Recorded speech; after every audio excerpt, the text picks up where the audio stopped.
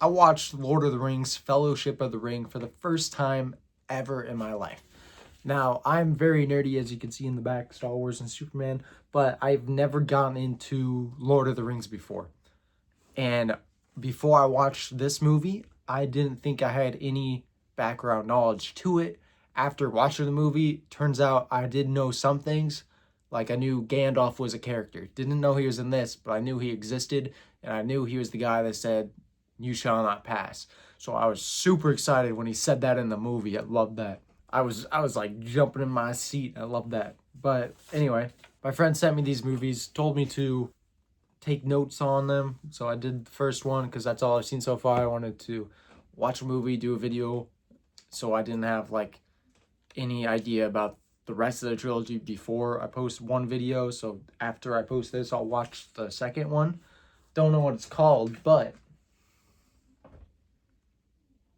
it's called The Two Towers. So, don't know what that means. I have an idea, but I'll say that once I get to it in the notes, because I wrote these as I was watching it. I'm just going to read it as is. So, he wanted me to make these videos about watching these movies for the first time, and he gave me detailed instructions on the notes I'd take during it. He wanted me to write down major plot points, things that stand out to me and their underlining meaning / message, and my thoughts on the movies, and also focus on the soundtrack. The composition done throughout all three movies are arguably better or at least equivalent to John Williams' work for Star Wars. That's his words, not mine. I'll stop rambling and I'll get into it. So at the start, there's a bunch of rings that were made, and there's these group of elves, and then there's dwarves, and then there's people like men, and they all got these rings, and they got the power to rule each race. But there's another ring that's like the most powerful of all of them, and it has the power to control all. That's what I get on it. This part was going by really fast, and there's a lot of expedition, so I was trying to write down as I was going. So the men and the elves team up, and they like fight the army of Mordor, and the guy with the power rings attacks them, and the son of the king took his father's sword and cuts off the bad guy's ring, and so now it's this guy's named Isildur's. And apparently this ring kind of like drove him insane or something, and it ended up getting him killed. And then the ring was at the bottom of the ocean for 2,500 years. That's where Gollum finds it. I know that Gollum's a character, and I know that he says "my precious" and stuff like that, but I didn't know he was in this. But now he has it, and this guy just seems insane. All right, now this is a part where I wrote this down as I was doing it. I misheard the name, but I thought it was funny, so I'm going to put it in here. The ring apparently abandoned Gollum, and Bilbo Baggins picks it up. I was laughing once I heard that name. I had to turn on the subtitles to find out his name is Bilbo Baggins. Not a better name than Bimbo, in my opinion, but I feel like it should have been Bimbo. I feel like that's a better name. So don't hate me if you disagree, but I feel like Bimbo Baggins is a better name than Bilbo Baggins. Should have been Bimbo. So as they're in this green village thing of I think they're dwarves with Bilbo Baggins and Frodo, Gandalf is here and he's talking about dragons, so that makes me excited that there's going to be dragons. And at this point, they say the name Gandalf, so this is where it clicks into my head that this is Gandalf. I've heard that name before, so it's kind of like coming together for me. Get more into it. And so him and Bilbo Baggins are talking to each other, and Bilbo is really short. This is where I find out he's a dwarf, and that's why he's short. But he's 111 years old, but he looks amazing for his age. This is the part where Baggins and Gandalf are having tea together, and at this moment, I'm starting to get super into the movie. I'm down for the ride. This is probably like 20 minutes in, but I'm down for it. I want to get through this, and I want to get through this video so I can watch the second movie, and I want to dive into this. I get it. So Bilbo Baggins and Gandalf are smoking something. I thought it was weed because they're sitting back blowing O's. So I'm texting my friend at this point watching the movie, and he tells me it's just their version of tobacco, but I have my doubts. During this next part, the music kind of sounded like it was the music from Shrek. Now there's a bunch of fireworks going off, and apparently they're celebrating Baggins' birthday, and I like this part. It's pretty epic. So I thought that Gandalf was like a serious character, But this dude is just having the time of his life, just smoking and lighting fireworks. Like, this guy's kind of a riot. I like this guy. He's dope. But now Bilbo has like a little like speech thing going on. Tells everyone goodbye at the party. He's the guy that has the ring now after Gollum. Apparently that's why he looks so young, because it's like keeping him youthful. So anyway, he turns invisible and he skedaddles out of there. He goes back home, but it didn't fool Gandalf because this guy is a wizard. And Gandalf wants him to part with the ring, but Bilbo gets mad and obsessive over it. Then Gandalf kind of snaps him out of it and convinces him to give the ring to Frodo instead. He still struggles to drop the ring, but he does, and he leaves. So Gandalf comes back and he takes the envelope that the ring is in and he throws it in the fireplace, burning it, and then it just, burns away and only the ring is left in the fire. I don't know why he didn't just open it and hand it to him. The ring has words on it that says one ring to rule them all, but I don't know why Gandalf can't hold it. Maybe it's because he's a wizard. I don't get it, but that confused me, but it made it seem more mysterious and more cool like that. So I was a fan. So the ring wants to go back to its master, which is the guy in the beginning who was ruling the army of Mordor. I don't know his name, but it wants to go back to that guy. And so that guy's not destroyed. The spirit of him lives on. They must never let him find it. And that's what these horse people are. The horses and the people. They're not horse people, but they're riding the horses. That's what they are. They're like his minions or whatever, coming at him and trying to find it for him. So Gollum is the only one to know that Baggins has the ring, other than Gandalf and Frodo. So that's how the people with the horses know that Baggins has it, and that's why they're after him. Gandalf urges Frodo to flee, to leave, and to not put on the ring, because it'll attract the people looking for it. It'll attract the guy from the beginning whose hand got cut off. So there's this guy who's also like a dwarf dude named Sam who's eavesdropping on this conversation. So he also knows about this stuff. So I guess he's going with Frodo on this journey. And so far, the music has been subtle other than that Shrek part earlier. Gandalf visits this wizard. I think his name's Saruman or something. But he's urged to join with Sauron, and then they fight, and then he throws Gandalf to the ceiling using magic, and this part confused me. I don't know who this guy's name is. I think it's Sardon, but he tells him to join with Sauron, so I don't know why I don't know. I'm confused. Hopefully that's answered in the next movie, or my friend corrects me once this is posted. Throwing him around like a rag doll. This part was super confusing. I think I got the rest of the movie kind of down, like what's going on with it. But this part, I'm still confused. I'm just going to let you know, me talking it through is only going to confuse me more. So sorry. So Frodo has to go off-road and traveling, and if he goes on there, the guys with the horses will know where he is, and they come fast too. Like, immediately they come. I don't know if they can teleport or what, but they were there immediately. This is where I find out where they're going.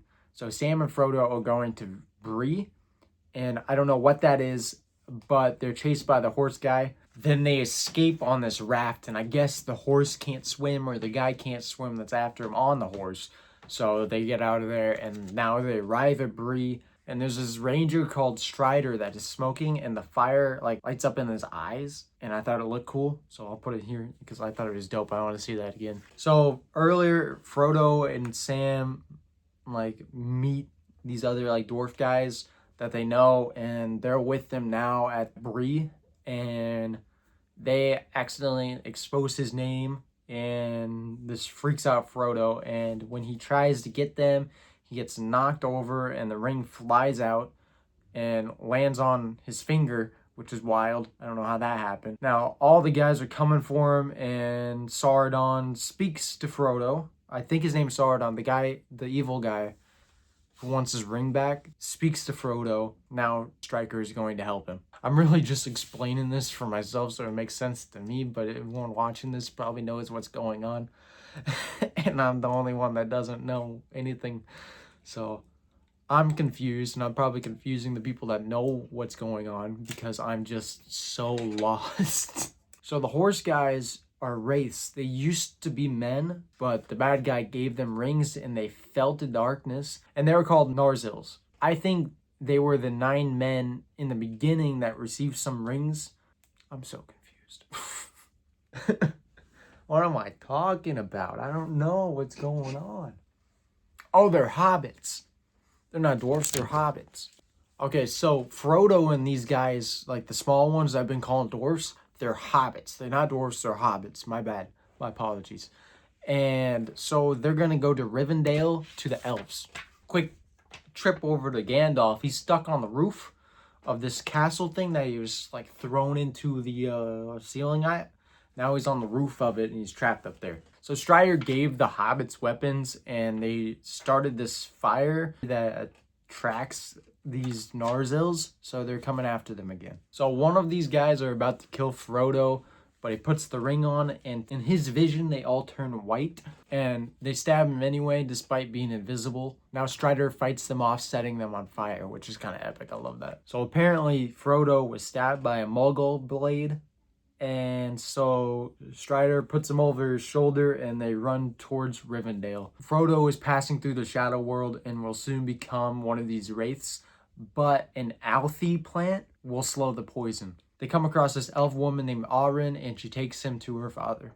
Now Frodo is in the house of Elrond in Rivendell, and Gandalf is there, and he's smoking his pipe like he always does. So it turns out he escaped Sardon, I think's his name, or the wizard guy, being trapped on that roof by jumping off the tower and flying away on this giant bird. And we find out that Bilbo is here with the elves in Rivendell, and he wrote a book, and he's hella old now. So apparently Frodo's wound from that sword will never fully heal. And Elrond doesn't want the rings at this place anymore. He's tired of it. He does not want them here at all. Apparently he was at that battle in the beginning where the ring was taken, and he led Isildur to this volcano place, which is the only place where the ring can be destroyed. But Isildur refused to destroy it. Apparently Strider is Isildur's heir. This leads us to this council meeting where there's elves and there's men and Gandalf and Frodo, and they decide that the ring should be destroyed. And the ring was made in the fires of Undoom, where the volcano was, I guess, and that's the only place where it can be destroyed. So Frodo volunteers to take it and destroy it, and they all band together, vowing to protect Frodo so he can destroy the ring. Bilbo explains that the sword that Frodo has will turn blue when there's orcs near. Then he notices the ring on Frodo. He has it around his neck on a necklace, and this temptation like kicks in. He freaks out. Then he bursts into tears. Okay, so now finally set off on their journey, and they're going to the Misty Mountains, which Led Zeppelin song. Okay, now they get to this tomb, and there's this Cthulhu thing that's in the water with giant tentacles, and it grabs Frodo, and so they help him, and then they run into these mines, which is the tomb. So then they're attacked by this orc, and one of the hobbits, I didn't know his name, and so I couldn't write it down, so I don't know which one it was. I think they're wraiths, but I don't know what they are. But he starts beating people with a frying pan, and I thought that was funny, so I wrote it down. So the orc stabs Frodo, and this is where I realized that his friends are really bad at protecting him, even though they swore to protect him. They're really bad at it. But the armor that Bilbo gave him earlier in the movie protected him from the stab, so he didn't die. So they kill the orc, and then they move on, and now they're being chased by this demon thing, and this is where the music goes, ho, ho, ha, ha, ha. And that was dope. I love the music in this part. Like, this is the best part of the music in the movie, in my opinion. And I see what my friend was talking about being, like, comparable to Star Wars. Because, like, I felt like this was, like, their Duel of the Fates moment. And I love that. And so, this is probably my favorite part of the movie, too. I was hyped. I was on the edge of my seat watching this. I was super into it. So, the rest of this sequence has this, like, collapsing bridge, and the fire demon with the music is epic. I'm a huge fan of this, by the way. I'm just gonna say it again. I'm a huge fan. And this demon looks epic. This is like epic design. It's huge, and it's on fire, and has this like fire whip. So Gandalf fights the fire demon, and while he has the fire whip, he's fighting him. And this is where he says the words. The only thing I knew from this beforehand is "You shall not pass," and then the demon falls, and then it knocks Gandalf off the ledge to hell, and then his last words are "Run, you fools," and he falls down with the fire demon. I don't know what any of this meant, or like what. I think Gandalf is in more movies. He's like a huge part of like pop culture, I guess. So like he has to come back. But this was epic. I loved this. I the second I heard Gandalf's name, I was like, isn't that the "You Shall Not Pass" guy? And so I've been waiting for him to say that. I'm glad I didn't have to wait 2 more 3-hour movies to find out of him finally saying it. But I don't know. If the tea scene in the beginning of the movie didn't get me into this, this would have had me into this. I was celebrating when I saw this. I was loving it. So at this point, I think I can say that I am a fan of Lord of the Rings based on that scene alone. I can stop watching. I don't need to watch the other 2 movies. I love it, but I'm still gonna watch the other 2. Don't worry. My friend bought them, so I have to. So now they go on with that and have like a sort of like sad montage together of them crying together. And there's this one guy named Boromir, and he's supposed to be protecting Frodo, but he attacks him wanting the ring for himself, and Frodo puts the ring on him, turning himself invisible, and he runs away, but he's in that like other world place where everything looks weird, and he takes it back off and he finds Strider. Now Frodo has to go alone while he runs away. Strider fights off all these orcs that are coming after the ring, and the rest of these guys are supposed to be protecting Frodo. They end up fighting off these orcs as well, and these other hobbits are chasing after them so Frodo can get away. Now, Boromir gets shot by an orc, right? And he has this super, like, heroic death scene, fighting while getting shot, literally fighting until he can't move no more. Super heroic and super epic. He really made up for himself for trying to get the ring earlier, but I guess he was just falling through the temptation. And this is epic. This is probably my new favorite thing. I love this. The orcs capture those 2 hobbits that were running earlier so Frodo could escape. Strider comes in right when this orc is about to shoot Boromir again, and he cuts his arm off, stabs him in the chest, and then he cuts his head off. And I was like, oh! That was so epic. I'm going to put the scene up as I talk about this in the corner so I can watch it again when I'm editing this. Now Boromir finally dies like a hero he is. Rest in peace, you are epic. And Frodo goes on alone to Mordor, I think it's its name, and he's thinking back on Gandalf's words to him earlier. And Sam, which is one of the hobbits, he goes on after him, but he can't swim, so he starts drowning. He wants to go with Frodo, so Frodo saves him and lets him come with. So now it's going to be Sam and Frodo on this mission together, and this is like wide shot, and you see them on this ridge, and they don't have shoes on. Why don't they have shoes on? Have they not had shoes this entire time? Am I just noticing this at the end of the movie that they don't have shoes? How are they traveling through the woods without shoes? And this part is a little bit iffy for me because I don't really understand it. The others aren't with them, but to still help out Frodo, they're like hunting down these orcs. And now the movie's ended. Yeah, they didn't even destroy the rings, so I guess that's why the other 2 movies are here. So I'm assuming they're going to destroy the ring in the 3rd movie, because I feel like, why else do you have 3 movies for this? But I'm going to watch all 3 movies, so don't spoil it for me. Until I watch them all, I'm going to watch the 2nd one tonight. And then next week, I'm going to watch the 3rd one. And then I could have just watched them all and then done one big video on it, but no, I feel like it's better me not knowing what's coming next, and then like the anticipation throughout the week, and then finally watching it. I don't know. I like that because I watched it last week and I'm recording it tonight, a week later, so I can kind of hype myself up back for it, and then watch it again after a week of like theorizing what's gonna happen. And honestly, I have no idea what's gonna happen. I have no thoughts. My only thought is I hope it's cool. I think Gandalf might come back, because he's like a huge thing. And the other wizard that was fighting Gandalf, okay, so this is my personal theory. I think that he is going to come after Frodo and then Sam, but I don't know how they're going to fight him off is the only thing. Even with all those guys that could fight well, Frodo still got stabbed. And they didn't protect him very well, so how is he going to survive this these next two movies, there's no one protecting him. What, is Sam gonna help him? He's gonna flash his toes and these guys are gonna back off? I don't know. But I am so excited to find... Gandalf has to come back. Like, is he gonna crawl out of the depths of hell with this fire demon's whip and just go to town on a wizard? Oh, that would be so sick. I don't know. I don't want to get unrealistic expectations, but I feel like this next movie is gonna rock. But it's 3 hours. They're all three. I'm shaking the camera. They're all 3 hours though.